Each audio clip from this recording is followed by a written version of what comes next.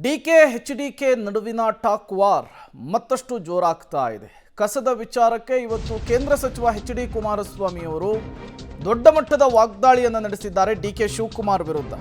DCM DKShi ವಿರುದ್ಧ HDK ಕಸದ ಲೂಟಿ ಆರೋಪವನ್ನು ಮಾಡಿದ್ದಾರೆ.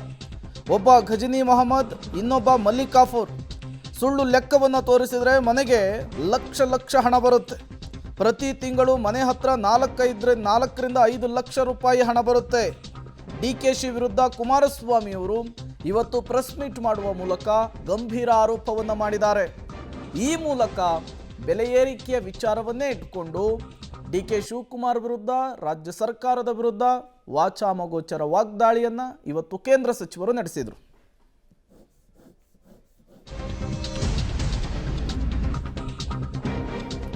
ಎಚ್ಡಿಕೆ ಕಸ ಲೂಟಿ ಆರೋಪಕ್ಕೆ ಡಿಕೆ ಶಿವಕುಮಾರ್ ಕೌಂಟರ್ ಅಟ್ಯಾಕ್ ಮಾಡಿದ್ದಾರೆ.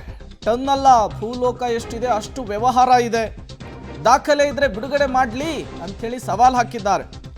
ನಾನು ತಪ್ಪು ಮಾಡಿದರೆ ಯಾವ ಶಿಕ್ಷೆ ಬೇಕಾದರೂ ಕೂಡ ಒಳಗಾಗ್ತೇನೆ, ಇದಕ್ಕೆಲ್ಲ ಹೆದರೋ ಮಗ ನಾನಲ್ಲ ಅಂಥೇಳಿ ಎಚ್.ಡಿ. ಕುಮಾರಸ್ವಾಮಿ ಅವರು ಹಾಕಿದಂತಹ ಸವಾಲ್ಗೆ ಡಿಕೆ ಶಿವಕುಮಾರ್ ಪ್ರತಿ ಸವಾಲನ್ನು ಹಾಕಿದ್ದಾರೆ.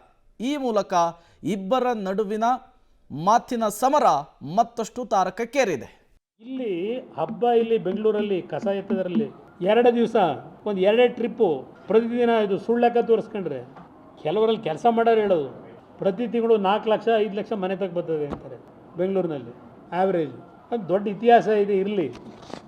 ಆದರೆ ಈಗಂತೂ ಬಿಡಿ, ಏನು ಹೇಳೋರು ಕೇಳೋರು ಯಾರೂ ಇಲ್ಲ. ಒಬ್ಬ ಗೋರಿ ಮೊಹಮ್ಮದ್ದು, ಇನ್ನೊಬ್ಬ ಗಜನಿ ಮೊಹಮ್ಮದ್ದು, ಮತ್ತೊಬ್ಬ ಮಲ್ಲಿಕಾ ಕಪೂರ್.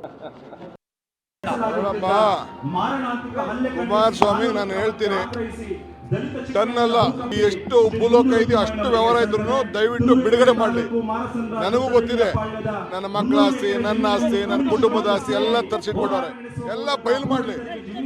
ನಾನೇನಾದ್ರು ತಪ್ಪು ಮಾಡಿದ್ರೆ ಯಾವ ಶಿಕ್ಷೆ ಬೇಕಾದ್ರೂ ಒಳಗಾಗ್ತೀನಿ. ಈ ಕುಮಾರಸ್ವಾಮಿಗೆ ಇವ್ರಿಗೆಲ್ಲ ಎದುರುವಂತ ಮಗ ಅಲ್ಲ ನಾನು. ಇಬ್ಬರ ನಡುವಿನ ಮಾತಿನ ಸಮರ ಮುಂದುವರಿತಾ ಇದೆ. ಒಬ್ಬೊಬ್ಬರು ಮಾತಿನಲ್ಲಿಯೇ ಮಿಸೈಲ್ಸ್ ಅನ್ನು ಸಿಡಿಸ್ತಾ ಇದ್ದಾರೆ. ನೋಡೋಣ ಈ ಮಾತಿನ ಮಲ್ಲಯುದ್ಧ ಎಲ್ಲಿಗೆ ಹೋಗಿ ನಿಲ್ಲುತ್ತೆ, ಮತ್ತೇನೆಲ್ಲ ಬೆಳವಣಿಗೆಗಳಾಗುತ್ತೆ ಅಂತ ಹೇಳಿ. ಮತ್ತಷ್ಟು ಡೀಟೇಲ್ಸ್ ಅನ್ನು ಕೊಡ್ತಾರೆ ಶ್ರೀನಿವಾಸ್, ದೂರವಾಣಿ ಸಂಪರ್ಕದಲ್ಲಿ ಜಾಯ್ನ್ ಆಗಿದ್ದಾರೆ. ಶ್ರೀನಿವಾಸ್, ಸ್ವಲ್ಪ ದಿನಗಳ ಕಾಲ ಇಬ್ಬರು ಗ್ಯಾಪ್ ತಗೊಂಡಿದ್ರು, ಈಗ ಮತ್ತೆ ಮಾತಿನ ಮೂಲಕವೇ ಸಮರವನ್ನು ನಡೆಸ್ತಾ ಇದ್ದಾರೆ. ಇದು ಮತ್ತಷ್ಟು ಜೋರಾಗುವಂತಹ ಮುನ್ಸೂಚನೆನಾ ಅಂತ?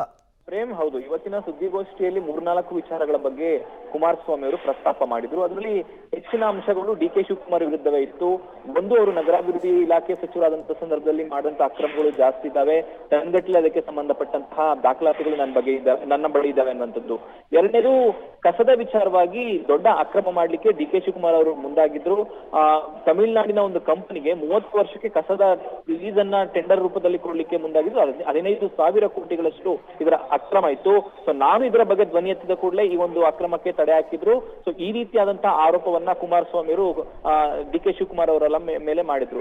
ಅನ್ನೋ ಮುಂದುವರೆದಂತೆ ಬೆಲೆ ಏರಿಕೆಯಾಗಿದೆ, ಅದಕ್ಕೂ ಸಂಬಂಧಪಟ್ಟಂತೂ ಕೂಡ ಕುಮಾರಸ್ವಾಮಿ ಅವರು ವಾಗ್ದಾಳಿಗಳನ್ನ ನಡೆಸಿದ್ರು. ಹಾಲಿನ ದರ ಏನೋ ರೈತರಿಗೆ ಕೊಡ್ತಾರೆ, ಆದ್ರೆ ಮೊಸರು ಏರಿಕೆಯಾಗಿದ್ದು ಯಾರಿಗೆ ಕೊಡ್ತಾರೆ ದರ ಅನ್ನುವಂತಹ ಪ್ರಶ್ನೆಯನ್ನ ಮಾಡಿದ್ರು. ಇನ್ನು ಪಾರ್ಕಿಂಗ್ ಏನು ಟ್ಯಾಕ್ಸ್ ಹಾಕ್ತಿದ್ದಾರೆ ಬಿಬಿಎಂಪಿಯಿಂದ, ಅದಕ್ಕೂ ಕೂಡ ಕಿಡಿಕಾರಿದ್ರು ಕುಮಾರಸ್ವಾಮಿ ಅವರು. ಹೀಗೆ ಮುಂದುವರೆದ್ರೆ ಜನರ ಬೆಡ್ರೂಮು ಕೂಡ ಟ್ಯಾಕ್ಸ್ ಹಾಕುವಂತಹ ಪ್ರಯತ್ನವನ್ನ ಈ ಸರ್ಕಾರ ಮಾಡುತ್ತೆ ಅನ್ನುವಂತಹ ಆಕ್ರೋಶವನ್ನು ಹೊರ ಹಾಕಿದ್ರು. ಒಟ್ಟಾರೆಯಾಗಿ ಇವತ್ತಿನ ಸುದ್ದಿಗೋಷ್ಠಿಯಲ್ಲಿ ಒಂದು, ಅವರ ಕೇತಗನಹಳ್ಳಿ ಜಮೀನಿಗೆ ಸಂಬಂಧಪಟ್ಟಂತಹ ಕ್ಲಾರಿಫಿಕೇಶನ್ ಅನ್ನ ಕೊಟ್ರೆ, ಎರಡನೇದಾಗಿ ಡಿಕೆ ಶಿವಕುಮಾರ್ ಅವರ ಅಕ್ರಮದ ಬಗ್ಗೆ ಪ್ರಸ್ತಾಪ ಮಾಡುವಂತ ನಿಟ್ಟಿನಲ್ಲಿ ಮತ್ತೊಮ್ಮೆ ಡಿಕೆ ಶಿವಕುಮಾರ್ ವಿರುದ್ಧ ವಾಗ್ದಾಳಿಗಳನ್ನು ನಡೆಸುವಂತಹ ಪ್ರಯತ್ನವನ್ನ ಕುಮಾರಸ್ವಾಮಿ ಅವರು ಮಾಡಿದಂತದ್ದು. Prem, okay, thank you Srinivas ತಮ್ಮೆಲ್ಲ ಮಾಹಿತಿಗಾಗಿ.